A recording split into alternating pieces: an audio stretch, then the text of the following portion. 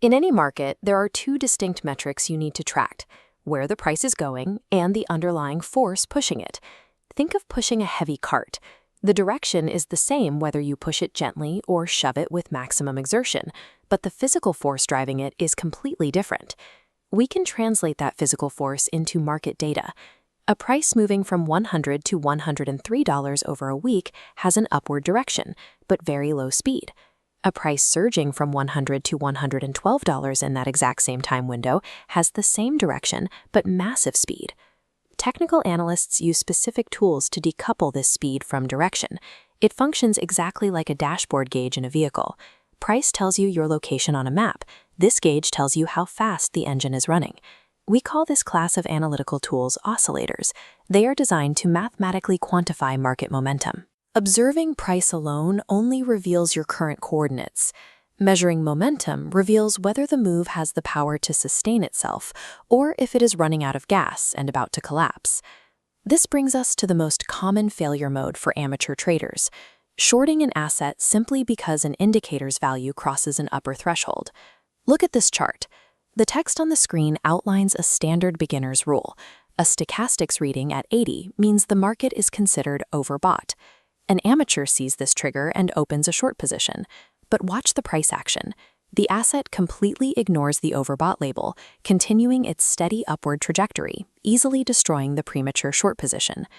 To survive these false signals, traders have to stop treating oscillators as simple on and off switches.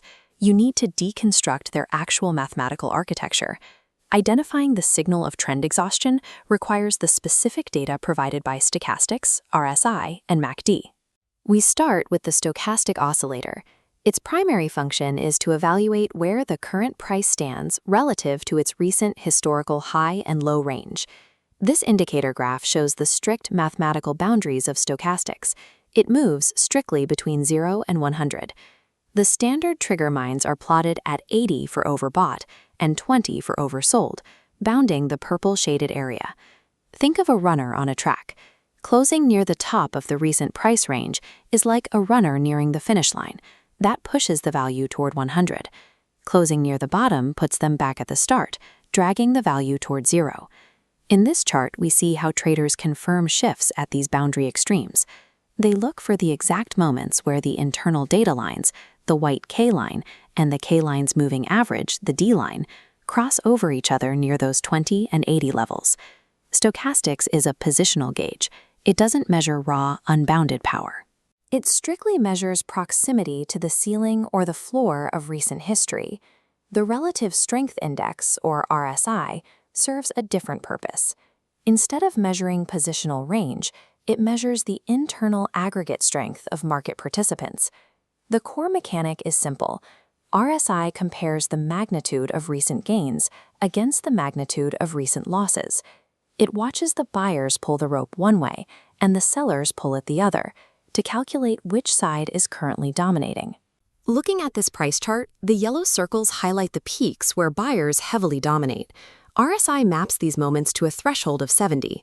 When sellers take control and drag the price down, RSI drops to the lower threshold of 30. Some traders tighten these levels to 60 and 40, allowing them to measure earlier shifts in bullish or bearish momentum before the extremes are hit.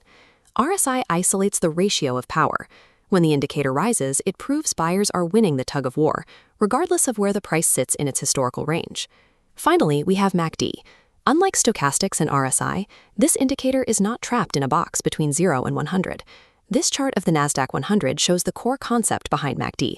It measures the physical, dynamic distance between two distinct moving averages on the price chart. Here, the black 26-period line and the pink 12-period line. Imagine two cars on a highway. When the distance between them expands, one car is accelerating away from the other. When they converge, their speeds are matching. This lower panel shows how that literal distance is extracted and plotted as the MACD histogram. When the gray bars expand away from the 0 line, the moving averages are separating. Expanding bars equal accelerating momentum.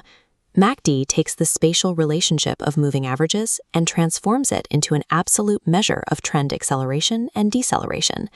We now have the tools to address the fatal misconception we saw earlier, the idea that an overbought reading means a market is forced to fall. In a strong uptrend, momentum indicators will pin themselves at the top of their boundaries and stay there for weeks. A naive trader sees an RSI hit 90 and assumes the top is in. That high value simply reflects the massive thrust of the launch, an asset moving with overwhelming strength. The exact same logic applies to market crashes. An asset can sit in deeply oversold territory, below 30, for long periods, while the price continues to plummet. Overbought and oversold conditions signify massive strength in the current direction. They are not an automatic mandate for a reversal. If static boundary lines aren't the trigger, you have to look for the true mechanical signal of exhaustion, divergence. This chart displays bearish divergence. Notice the price action. The candlesticks clearly push upward, forming higher highs at the peak of the trend. But look at the RSI indicator right underneath it. The asset is rising, but the underlying buying pressure is mathematically weakening, creating a contradictory sequence of lower highs. Divergence is a car continuing to roll up a steep hill after the engine has just lost all its power. The upward momentum is technically still there, but a reversal is imminent. The inverse is bullish divergence.